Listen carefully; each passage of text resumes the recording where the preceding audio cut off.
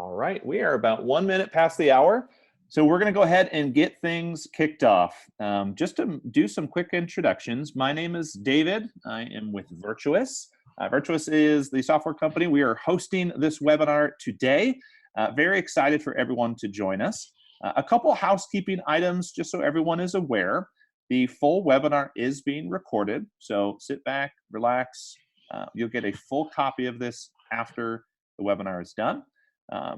Also, everyone has been muted. So if you do have questions, and we do encourage questions, we want folks to be able to submit them. If you take a look at the bottom of your little webinar window, there will be a Q&A box. If you click that Q&A box, you're able to type in questions. So during the presentation today, if you have questions, please type them in to that Q&A box. At the end of the presentation, we'll actually review those live and ask Jeremy questions. So I wanted to introduce our featured speaker today. Excited to have Jeremy Beer with us. Jeremy is the co-founder and principal partner for American Philanthropic. Excited as he talks today a little bit more about identity, belongingness, and the Forgotten Foundations of Fundraising. I'm going to turn it over to Jeremy, and he will take us away. Jeremy, over to you. Thanks, David.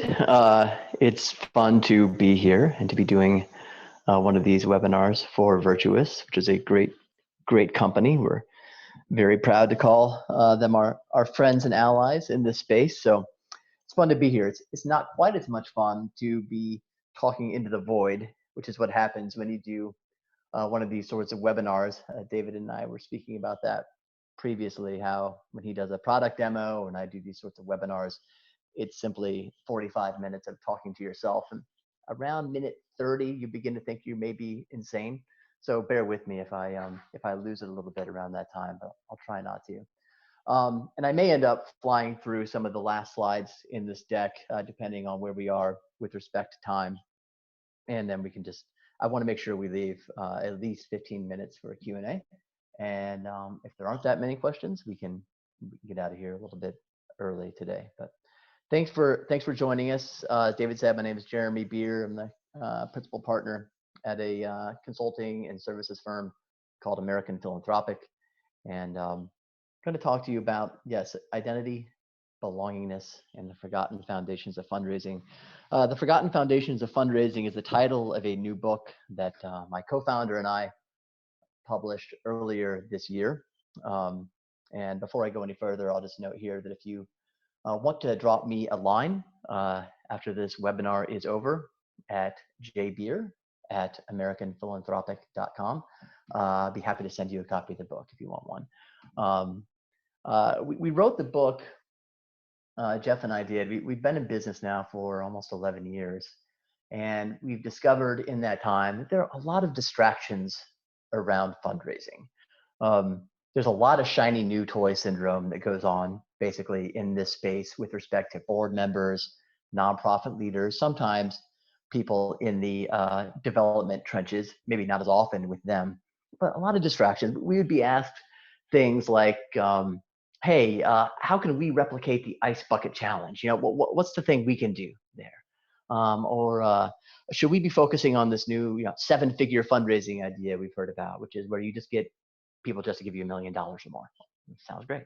Or how do we get all of our donors to hold Facebook fundraisers? Maybe that's the future, or all the future is just going to be digital in terms of fundraising. How do we pivot so that we're doing everything online? How do we use advanced data analytics to really get an edge? Should we just be pumping a ton of resources into analytics? I remember I had one sort of quant sort of fellow tell me last year, I think it was, that he thought when he was done, his machine learning platform was going to be able to predict future donor behavior like an 80 to 90% accuracy, which was just kind of crazy, I thought. And a lot of that stuff is crazy, is my point. The truth is that the basics work in fundraising. We know what they are. We just need to gain familiarity and experience with them and then execute them consistently and persistently. That's not just crawling, that's running. If you can do that, you're running. You're running a 10K. You are going to be a high functioning nonprofit just doing the basics well. It's only after that that you may want to add shiny new toys. But part of what I want to do here today is to inoculate you against thinking too much about shiny new toys without getting the basics in order. And part of the basics is getting our minds right. That's sort of the premise of this webinar. It's the premise of a lot of our work. It's the fundamental premise of our training, both with our own staff, consultants, and with people who come to us as clients or sign up for our own training seminars. So that's what I'm really going to be talking about at first, and then talk about a little bit about how that plays out on the ground. So as David said, just line up any questions you have, and otherwise I'll just sort of keep going here. So to wit, many fundraisers are being misled, I believe. We encounter this fairly frequently, and it's unintentionally. But what they're being told, you see this all the time, that donors increasingly want results. We live in a world in which donors increasingly want results. They need to see results from their gift. They need to see impact from their giving. More and more, donors are demanding that they see impact. In fact, we're told that donors are doing more research than ever. Really, it's a new age when it comes to how donors are acting. They're just really what results, impact, or research. Basically, they're just more rational than ever in where they invest their philanthropic funds. And if all that is true, obviously that has some pretty big implications for us as nonprofit leaders and fundraisers. What I want to say to you is that some of that is true. Some of that is true, but it misses a bigger, truly evidence-supported truth about what really activates donors. There's a much larger truth in which we need to nest this smaller and partial truth about donors wanting results and impact and doing research, being more rational, and so forth. So let me tell you about a study, and you can look this up yourself. It's called Money for Good. Getting a little older now. It might be 6, 7 years old, but it's still the best and biggest study of donor behavior to be published in recent years. It was funded by major foundations, like I think the Hewlett Foundation was behind it, among others. And they wanted to do two things. They wanted to learn more about donor behavior, and then they also wanted to make it more rational. Some of you may know this if you're on, those of you who are on this webinar today. It kind of bugs major foundations that donors aren't more rational. We'll get to that here in a second. So anyway, after an investment of millions and millions of dollars and several years of work, a lot of resources, and with trying to educate donors as part of that, not just sort of surveying them, here's what they found. Only 35% of donors ever do any research before they give. Only 35%, about a third. And about 3/4 of them spend less than 2 hours at it. Only 24% of donors who do research before giving think that outcomes is the most important factor in their giving. The outcome of the gift, the impact, the results, all that sort of thing. Only 24% of those who do research. 63% of those who do research are simply checking to make sure an organization isn't an outright fraud. Do you have a website? Have you filed a 990? Maybe you're listed on GuideStar, Charity Navigator, one of those sorts of things. When you do the math and you figure out, hey, okay, so what's the upshot of all this? Because the Money for Good authors don't necessarily do this math for you, but we've done this math, especially a friend of mine named Bill Schambra, who's a great thinker and all of this sort of thing. Only 3% of United States donors undertake serious outcomes-based comparative research before they give. Only 3% of donors. And by the way, we could talk about this a little bit in the Q&A if you want to. While major donors are more likely to do this kind of research before giving, it's not like 80% of them. It's more maybe 10% at the limit of major donors undertake serious outcomes-based research before giving. So this isn't just a small donor phenomenon. And a number of more recent studies confirm the basic finding. Donors don't make their giving decisions based on a hard-headed analysis of facts and a passion for ROI. Put a pin in that. We're going to come back to it. But instead, what we find, what the research shows, what the evidence says, donors give primarily because they know someone, or at least they think they know someone.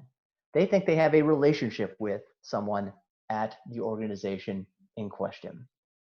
They give because the organization is local. Place still matters. Proximity matters. And they give because, of course, the organization shares their fundamental values. The organization is like them in some important way. That's what the data says the vast majority of donors, are the reasons the vast majority of donors give. So what does all of that mean? Well, first, while more and more donors say they look for impact in their charitable giving, we can't quite take that at face value. Stay tuned. I'm going to try to explain what I think that means here in a second. But we can't take it at face value is the key takeaway right now. And second, if we want to learn what most fundamentally activates donors, we kind of just need to look at the sources of human motivation more generally.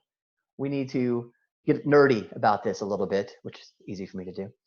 We need to delve into psychology, sociology, philosophy.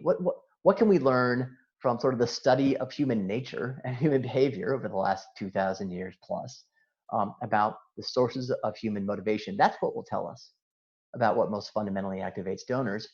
And there's a sociologist named Christian Smith at Notre Dame who can help us with this, I believe. I think he's done the work for us. And if you at Q&A, I can tell you what the name of his book is on this phenomenon. He's done a whole review of the literature. But of the 7 basic human needs he identifies, and some of them are things like, a need for survival, like to be able to eat, shelter, that sort of thing. There are two basic human needs to which fundraisers should pay special attention, and they are identity and belongingness. Identity and belongingness. These are the key sources of human motivation that should matter to us, I think, as nonprofit leaders and fundraisers. We are all motivated, highly motivated, deeply and profoundly motivated to create and affirm a particular identity. We have a need to know who we are. And that doesn't just come, we have to kind of create that. We have a need to know who we are. We'll be coming back to this idea a lot. And we're also profoundly motivated to belong to something larger than ourselves. We have a need to belong. We know this from all sorts of ways. We know that people will go insane if they're isolated for too long, right? We know that we have a loneliness crisis now, especially in America and Great Britain. A loneliness crisis because people don't belong to things like they once did. And that's pointing to how important belongingness is to the human condition. So no matter the technique, no matter the medium, no matter the platform, we can really connect with donors if we help meet these basic human needs of identity and belongingness. That's my thesis. And that's our thesis, sort of, as a firm. And how do we do that? The next question is, how do we do that? How do we push those buttons of identity and belongingness? So the first key, I think, is story. Story. We're going to go through 3 ways, I think, that we create and affirm our identities and achieve belongingness. But the first is story. Another characteristic of the human condition, right, is that we see ourselves as actors in stories. And stories help us determine who we are, what we believe in, and what we should do next. There's entire literature on this in philosophy and other disciplines today. We might say that our lives are narratives. Humans are story-soaked creatures. And as fundraisers, therefore, we need to tell good, compelling, attractive stories, helping donors locate their story in our story in a way that advances a happy plot. That's the way I would put that. We need donors to see their story as part of our story, as part of just one story, in other words, and that's going towards someplace happy, something good. This has got to be a good story. There may be, I think, there sort of four ways to think about story in this context. You can think in terms of the organization's founding story. Every organization needs sort of an origin myth, I might put it that way. You need a story about how your organization pursues its mission, advances its mission. That's a story. That's not bullets, right? That's not just numbers. You need stories, of course, of those your organization helps. And of course, you need the one that people often forget about is donors' own stories. Those stories need to be part of the story you're pushing out there to other donors, so that they can see themselves, in the stories of other supporters that are associated with your organization. So story is the first big picture key to activating identity and belongingness. The second is obvious is relationship, right? There's no belongingness, obviously, without a relationship. And people's identities are built and given shape within a network of relationships. We learn who we are by who we know and who we hang out with and who we're related to, and who we identify with. That's how we figure out what our own identity is. So therefore, as fundraisers, we need to find ways to enter into genuine relationships with our donors. And we're going to talk about some of the ways you might do that here in a bit. And then the third key, I would say, is experiences. This one might get overlooked, but our stories and our identities, they hinge upon the experiences we've had as well, right? We know this. We part of how we narrate who we are is thinking about what we've done and what we've been through, what's been done to us. The other thing is when we share experiences with others, and this is something that I think that every good coach knows, right? It strengthens our sense of community and fellow feeling. This is why there are team retreats, right? This is why, there are these bonding experiences that the military puts recruits through. We have to strengthen our sense of community and fellow feeling, we need to share experiences with others, and we'll feel closer to them as a result. And therefore, as fundraisers, we need to look for ways to give donors positive experiences with our organization and with one another. This is one area, all of these actually. Think of colleges and universities and what a huge advantage they have as nonprofit organizations. I don't know if anybody's associated with a college or university who's on the webinar today, but if you're not, you may have in the past done as many of our clients have done and looked to those sorts of institutions and said, hey, how do they get so much money? Why do people give so much money to these places? Often places that already have a ton of money, right? Already have, maybe billion-dollar endowments. Well, I think the answer is giving isn't rational, okay?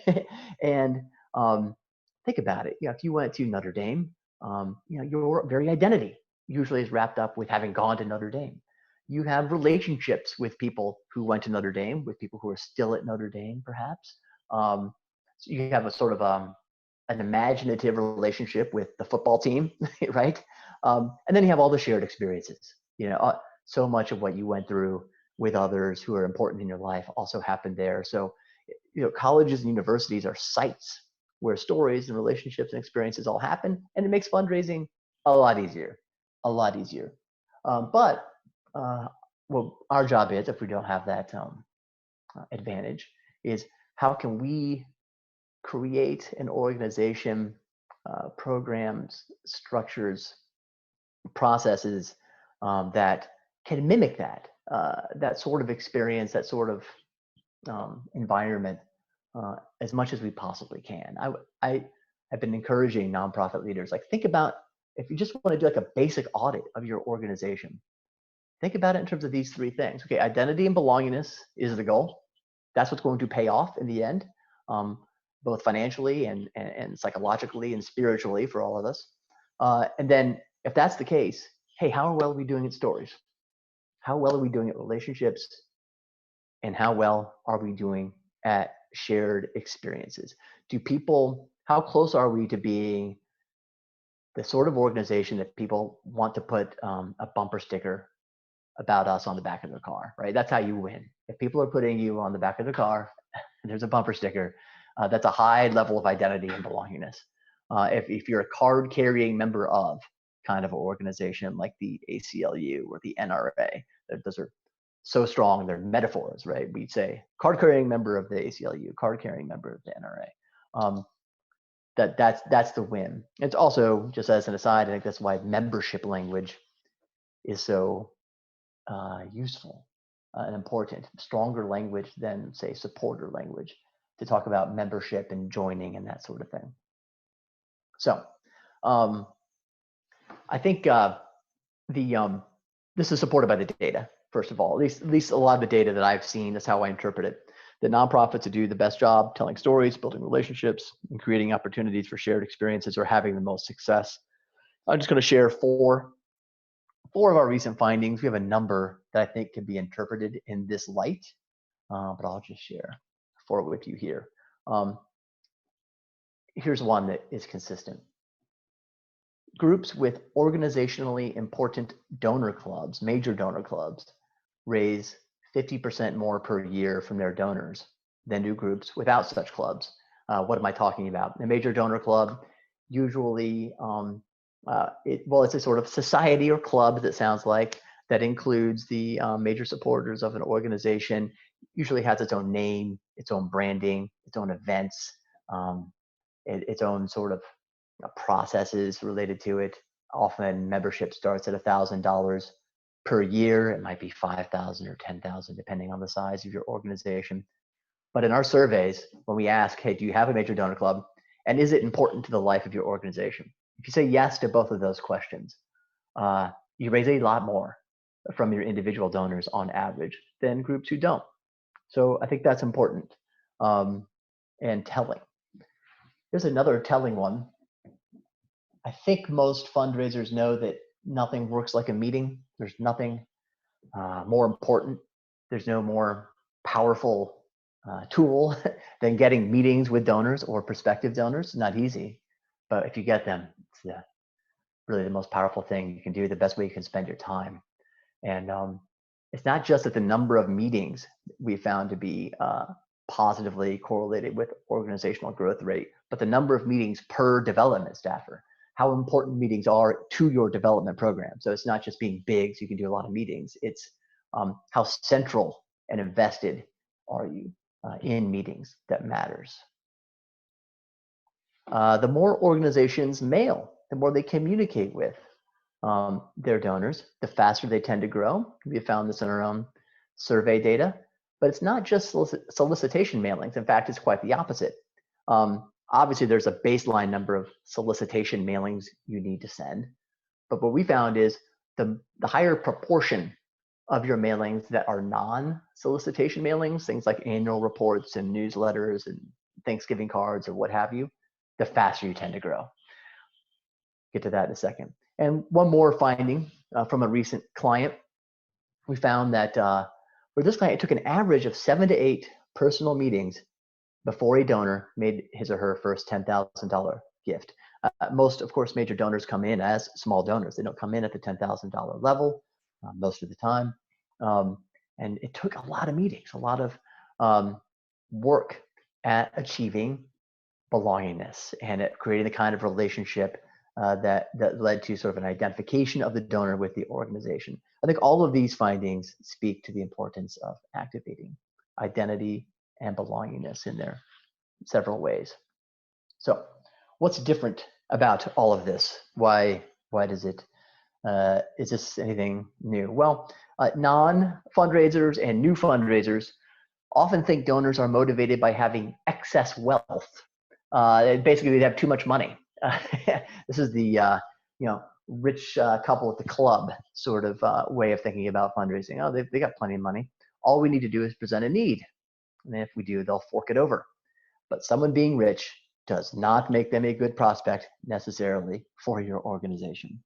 Not at all. Some fundraisers believe that sympathy is what we were aiming to activate. And therefore, what we mainly need to do is to send up a cry for help. A cry for help, the boiler's broken kind of appeal. We need to raise $250,000 by the end of the year, or we're going to lay people off. The efficacy of this kind of appeal dries up really fast. It might work once or twice for you. It's a terrible long-term strategy. It is like a needy boyfriend or girlfriend. It just gets irritating really fast. And we want to run away from those needy people, don't we? So that's not it. That's wrong. Don't fall into that trap. Now, more sophisticated fundraisers believe that donors want ROI above all else, return on investment.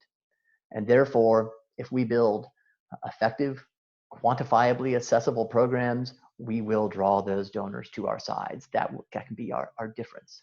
And there's a little bit of truth to that, but I want to give you a particular way to understand it. ROI is tricky. It is true that more people today, especially major donors, care about ROI. We definitely are hearing that more often. It's in the air. But I think how we ought to understand this is as donors caring about, it's part of their story. People think about this themselves as the sort of people who care about ROI. And therefore, we need to incorporate to that caring about ROI into the stories we tell. We need to tell a plausible story about how our organization produces ROI. That's the key. We need to understand that it's important to our donors' identities that they give to something that has a good ROI. But here's the point: it would not be enough just to slide over a chart or a graph or mail a table of results, numbers to a donor and like, yep, that should do it because they're just all about ROI, right? No, it's that may be a necessary thing for certain donors, but it's never sufficient. We also have to build relationships with them and effectively appeal to their identities. Vanishingly few donors are so robotic that they're just choosing among nonprofits, competing nonprofits for the money just based on ROI. Very, very few. I have two stories about this. The first is we have in the past, I've had a client whose CEO was utterly against doing meetings. I did not want to go meet with any supporters or potential supporters, didn't think it was worth the time, didn't want to take the time to do it for whatever reason. In part because the CEO believed that all that should matter is the ROI, the numbers we present. Why do these foundations and major donors care about meeting with me? That didn't make any sense to this CEO. And it has definitely hurt the growth of this CEO's organization. There's no question about it. It's kind of a disaster. Another story. There's a philanthropist that I've become very familiar with and who's done very well and who definitely thinks about himself as one of the, and I care about ROI and metrics and KPIs kind of person.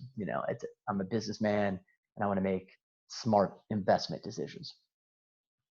However, this philanthropist's biggest gift is, and it's a large gift, it's an 8-figure gift, is to the university where he graduated from, where his life turned around, which he credits for all sorts of good things in his life. And that gift is made without ROI really even on the radar. The university tells a plausible story about what the ROI will be, but that's just about it. But how they have successfully cultivated a donor is through, flights with the football team and naming opportunities at the campus and so on and so forth. Really, again, building relationships and creating a strong feeling of identity and belongingness and giving a sort of a ROI fig leaf, if you will. That's very smart. They know what they're doing. And it turns out that even the hard-headed businessman is persuaded more by that sort of soft stuff than by the allegedly hard stuff.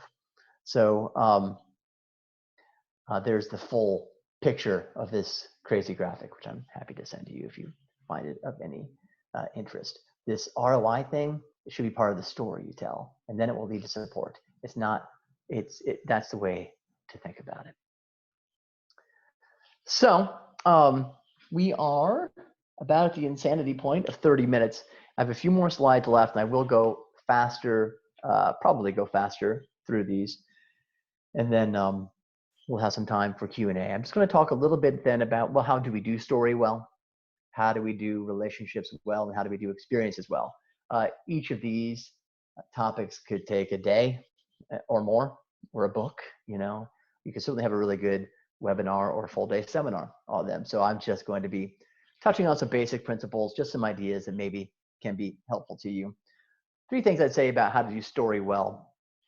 Understand, first of all, what makes stories powerful in the first place. I'm going to talk about that a little bit.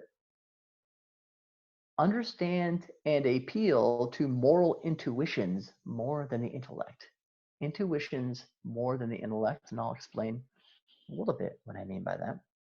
And then communicate a lot, and by every means possible. And we'll talk a little bit about that and how important it is to customize your communication with your supporters.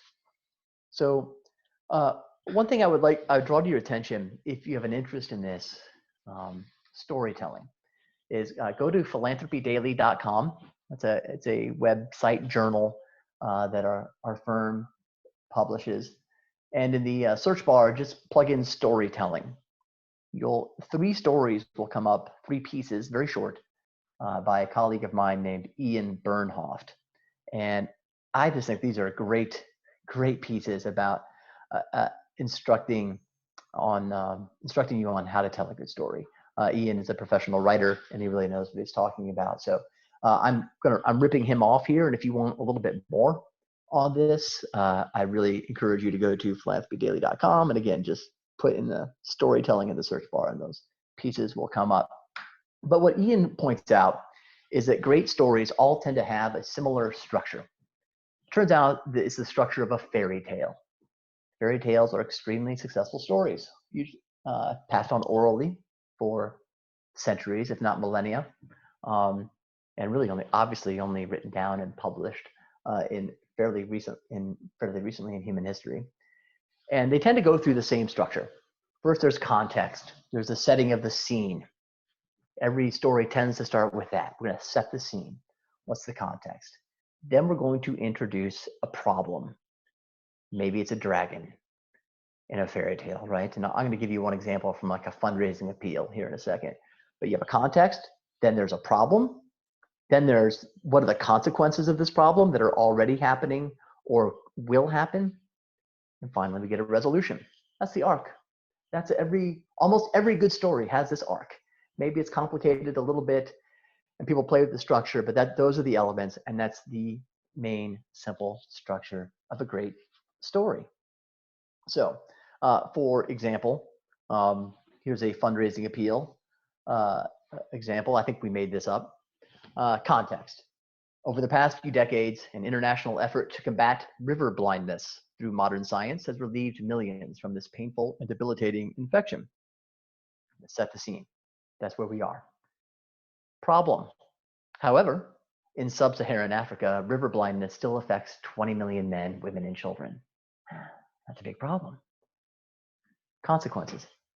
These poor souls will not only suffer painful deterioration of skin and vision, but also will inadvertently spread the disease to others in their communities. So there are consequences not only for themselves, but for those around them, and possibly for everyone across the globe. And finally, the resolution. By supporting our courageous team of doctors, nurses, and pharmaceutical specialists on the ground, you'll help bring life-saving medication and support to stricken communities and help us eradicate this terrible disease once and for all. So basically, you can tell a good story in one good paragraph with 4 sentences. And if you don't have that story already for your organization, maybe that's something you want to put a little effort into. That's essentially the elevator pitch. 1 paragraph, 4 sentences that takes you through the story, not what you do, not a list of your programs. It's not even just saying your mission. It's really just putting the story together. So another thing to keep in mind then about successful stories, not only do they tend to have that structure of context, problem, consequences, resolution, they also tend to come in a sort of a library of recognizable narratives. And Ian goes into some depth on these on the website if you want to actually look up this story. But let me make the main point here that you're placing your organization and your audience together within a recognizable narrative. That's what you want to do. That's what a great story looks like, thereby inspiring participation and identification. And there are a few of these sorts of stories. We could think of, the Band of Brothers. Think of Shakespeare's Henry V, but storming a castle together, right? The band of brothers and sisters together, going to win the day. There's the shared enemy. This is a really important one. It's like a stick of dynamite. Please use carefully for the good of us all, because it's very powerful today, as all political fundraisers know. But even as you want to use this responsibly and carefully, and the enemy can be an abstraction. It doesn't need to be a person. In fact, it's better if it's not, a person or group of persons. There is no us without a them. That's just a fundamental truth. And so somehow creating a them it's really important if you want to create an us. And so just please don't degrade our civil social order too much with that one. There's the contrarian underdog. You got a new story fighting against the establishment. That's a powerful story. The trailblazer, pretty similar to that. There's the tipping point. We're so close, just a little bit more, and everything's going to change. The little Dutch hero standing, with the finger in the dike, holding back the deluge, is a position that people tend to like to imagine themselves being in, so to speak. And then, very appropriately for this time of year, there's the "It's a Wonderful Life." What would Bedford Falls look like without you? Without you as a donor, putting that vision in front of your supporters. Without us, our organization, and you, the world would look like X, but instead it looks like Y. It has a chance to look like Z.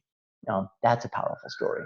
So these are, you might want to draw on these sorts of narratives to try to do story well. A couple more items to tick through here on the stories. The best stories are only tangentially about impact or efficacy. Say that again. It's really true. Only tangentially about impact or efficacy. The driving force is in specific personal details and the powerful emotions that those sorts of details tend to elicit. That means show, don't tell. Examples lead ideas. Examples first, then the idea. To write what you know. To deal in particulars and not abstractions. Very powerful, very hard. We tend to, especially for, I think most nonprofits, unless you're in human services, this can be really hard. We can tend to go towards abstractions and jargon, especially. Deal mercilessly with jargon in the stories you're telling and in your organizational messaging.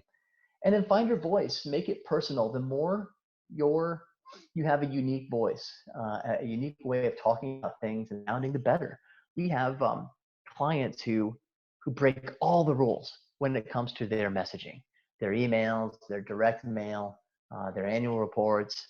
But it's them. The voice of the founder or the president or CEO really comes through, and it's very, very powerful. It really inspires a sense of authenticity, and therefore a sense of belongingness with supporters. All right, I want to just touch on this briefly. If you don't know Jonathan Haidt, I think it's how you say it, in his work, I encourage you to get to know it. I do think his book, The Righteous Mind, is one of the most important books related to fundraising to be published in the last several years. By the way, it has nothing to do with fundraising. That's not what it is at all. It's moral psychology, basically. But what Haidt reminds us of is something that David Hume told us 300 years ago. We are post hoc reasoners by nature. What does that mean? We have a conclusion already in our mind, often inarticulate, and then we seek out reasons and arguments to justify that conclusion, rather than most of the time being blank slates that we just we just judge arguments totally on the merits without any preconceptions whatsoever. That is not how human beings work, which we know from, I'm very convinced that that's the case.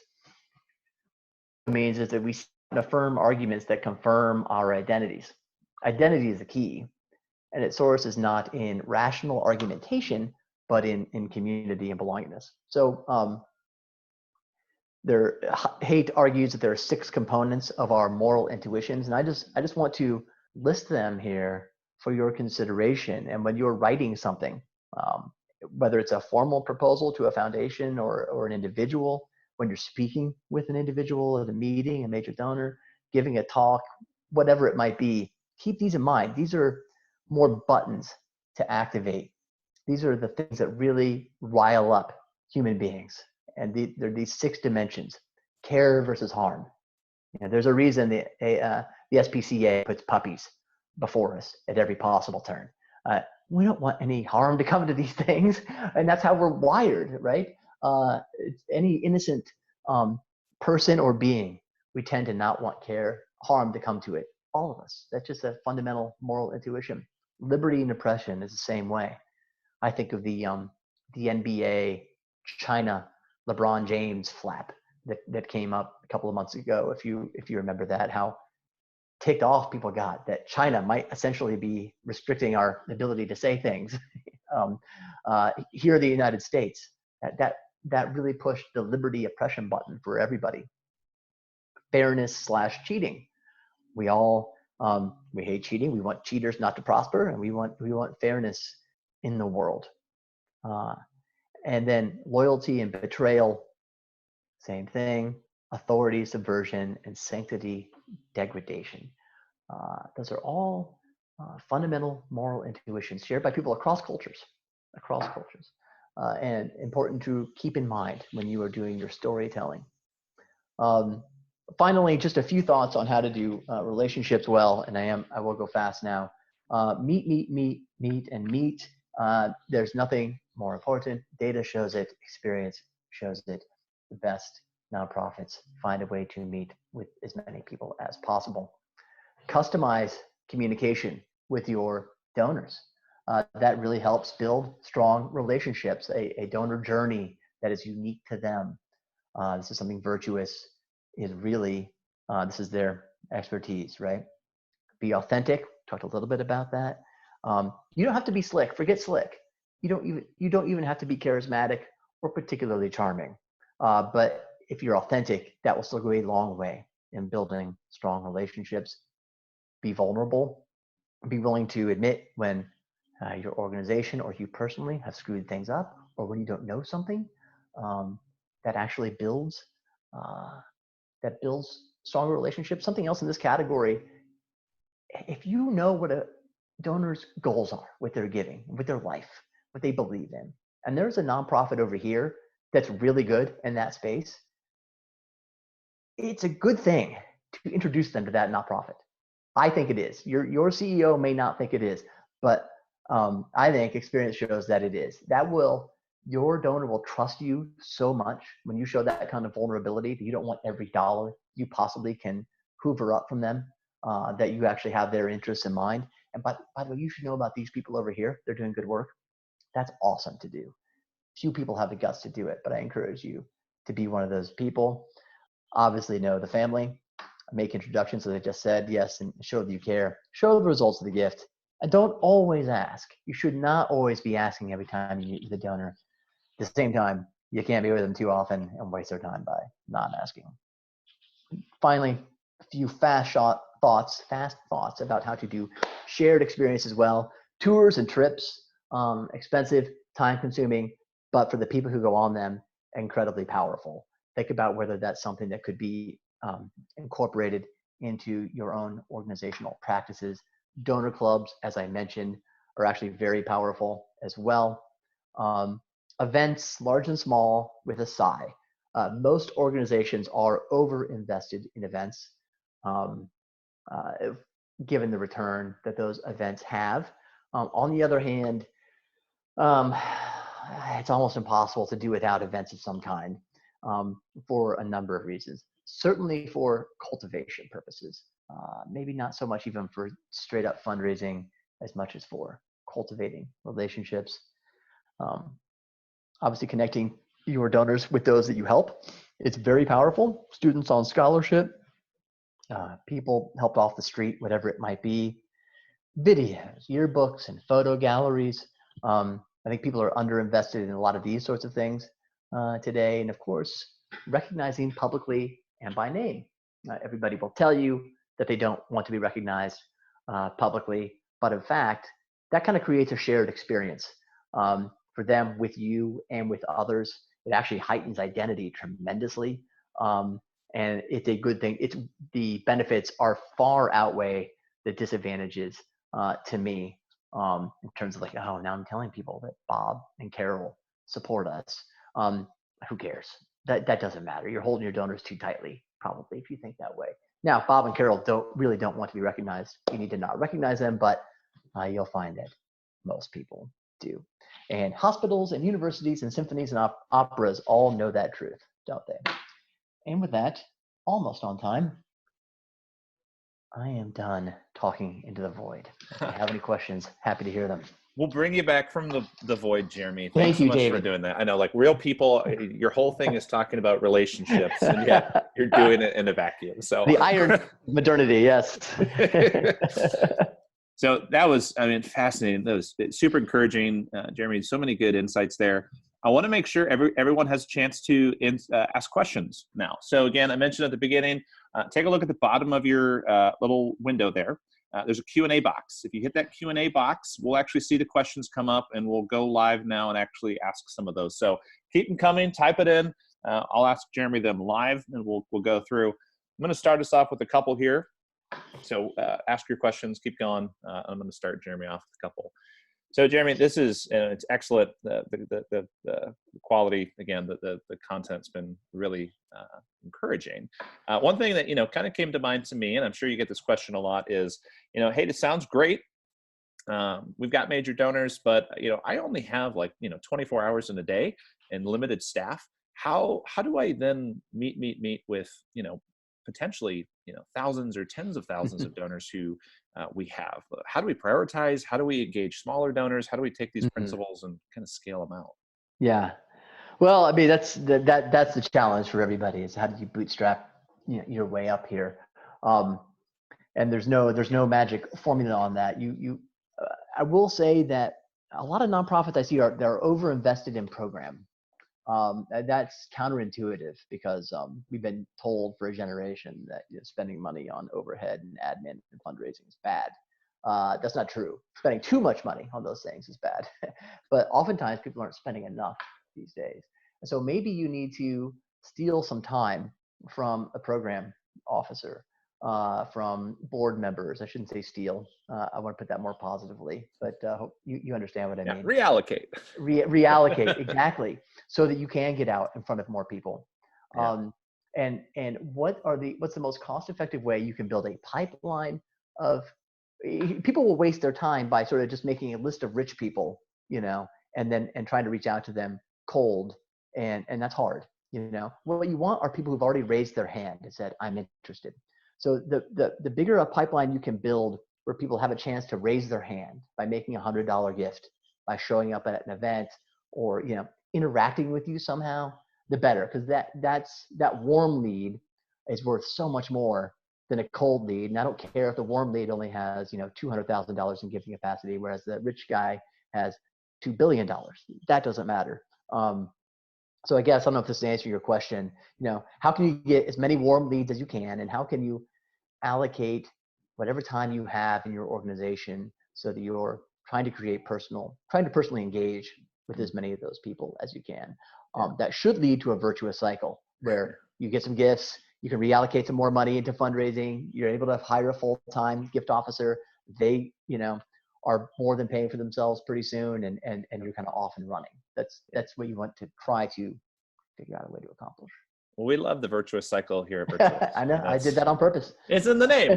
And yeah, I mean, and we realize too that the expectation for those personal connections and relationships, it's in the heart of every donor, no matter the size. And And with the access to information today and the connectedness that the internet's brought, like that's only heightened in so many ways. And so we think just it's so incredibly important to be able to listen to donors, understand them, and know them across all of them. So important. So that's great, Jeremy. Well, so one thing, actually, a question to kind of dovetail off of the answer you gave.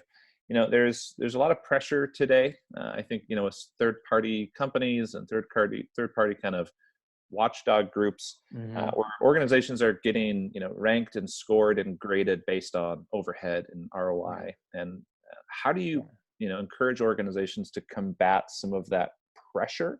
To comply with best practices that it's I give them those stats that I went over at the beginning, which is it doesn't matter very much. It matters far less than you think. Now I would want to dive into exactly why they're getting downgraded, right? And maybe they are really, as I said, it is possible to overspend on admin or to be really inefficient with your fundraising allocation. So I don't want to dive into that a little bit, but if it's if they're really getting dinged when they are, in fact, more or less doing the right things, I encourage them to be confident in and go forward. That the benefits of the allocations they have on fundraising, in terms of, and maybe they have 7 gift officers, when the benchmarks would say they only need 4 or 5. I think, look, as long as those people are well managed, they have a plan, there's an adequate pool of donor prospects to work from, that's going to pay off more than whatever ding you get on the ratings side. I think some of this is changing too. The good news is, I haven't followed this super closely lately, but there are some big voices out there that are saying, this is crazy. What this sort of like, don't ever give to overhead and admin and keeping the lights on.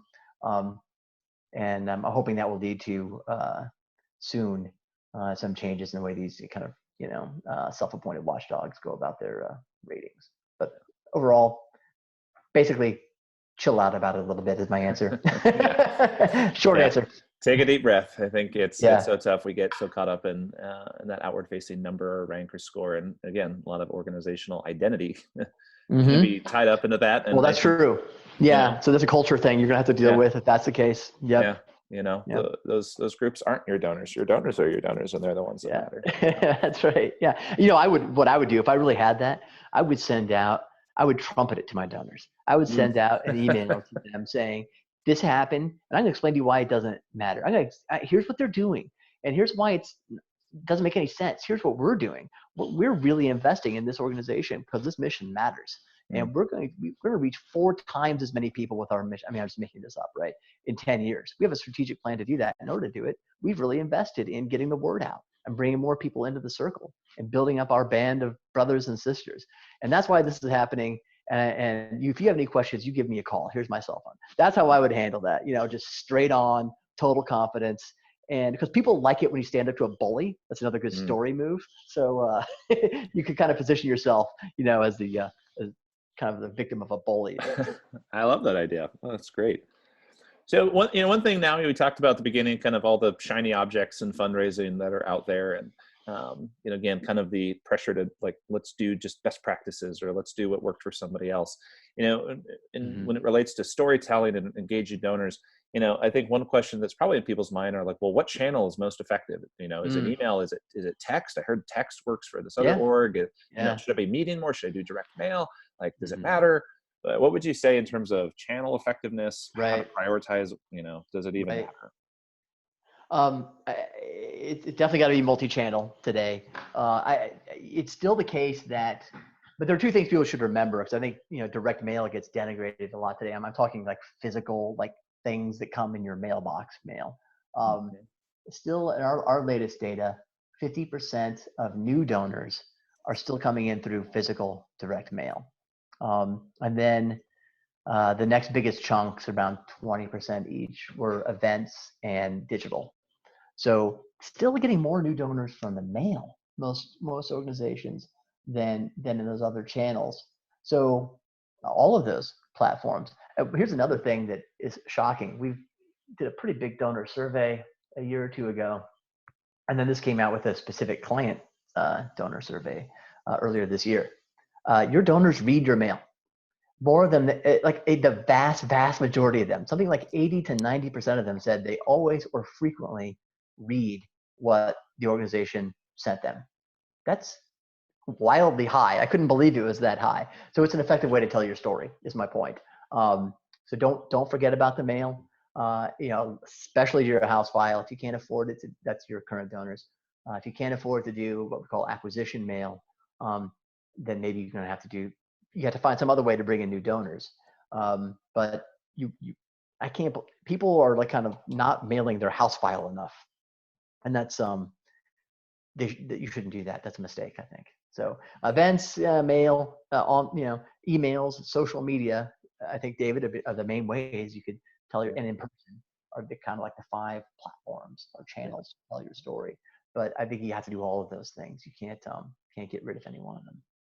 Yeah, no shiny objects there. I mean, at the end of the day, right? You have to listen and know what your donors respond to. You have to know what's effective. And I mean, I think that's one thing that Virtuous is really trying to focus on. We sometimes get a bad rap to think that we're all digital. That's maybe all we care about. It's actually the opposite. It's true multi-channel is what needs to be done to be effective. It's how we're building out our product to help automate a lot of that. But that's a big part of it. Well, what you guys do is you try to tell stories that the donor cares about by weeding out what they don't care, right? I mean, you're sort of, so that's great. I mean, I think that's what's so powerful about your framework and model is that it's not just to cash out better at the end. I mean, that's the hope, but it's really treating donors more like human beings, and like that are known by the organization, and that's great. That's it's very powerful, very good. Being known. Yep, that's a big deal. I want to give everyone just a quick reminder again, if you've got a question, drop it in the Q&A box. We've got a few minutes left here. So if anyone does have it, we'll get a couple minutes to get them all in. Jeremy, I know I wanted to bring it back up. You had mentioned Christian Smith earlier. I think the name of the book. I don't know if that is on the top of your head. You think it would be by now, but I was too busy yammering on. Talking into the void. Gosh, it's like something flourish. I know the word flourish is in it. If you give me 1 second, the magic of Amazon will probably reveal it to me. Or maybe it won't. Is it To Flourish or Destruct? That's it. Theory of human goods. Weird title. And again, it's not about fundraising at all per se, but there's a lot of good stuff in there about what really motivates human beings. So I think it's actually very good book for a fundraiser to read. Now, I admit you need to be kind of nerdy like I am to really enjoy it. But if you incline that way, I think it's a good suggestion. Yeah, I think some of the best fundraising books aren't about fundraising at all. Right. That's great. Yeah. Well, I think we are getting close. We got 1 minute left. We haven't had any other questions come in, so I think we can close it out today. So again, hey, Jeremy, will you let everybody know again, if they want to get a hold of you, what's the best email for you? Yeah, J Beer, and beer is just like the drink, BEER, at AmericanPhilanthropic.com. And shoot me an email, and I'd be happy to send you a copy of our book if you'd like. That's great. Well, again, Jeremy, thank you so much. This has been really great. Everyone who joined, super appreciative. Hopefully you got a lot of value out of this. And we'll see you on the next webinar. All right. Thanks, everybody. Thanks, David. Thank you, everyone.